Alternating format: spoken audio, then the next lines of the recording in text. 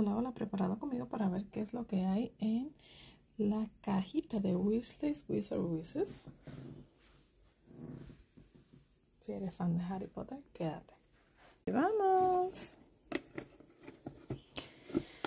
Para mí es un sueño tenerla, haber visitado el parque, haber visitado el mundo de Harry Potter.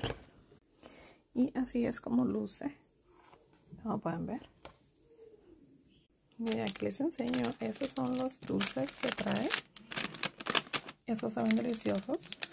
Pero no sé, the struggle is real. No sé si probarlos o simplemente guardarlos de nuevo en la caja y guardarlos como de recuerdo.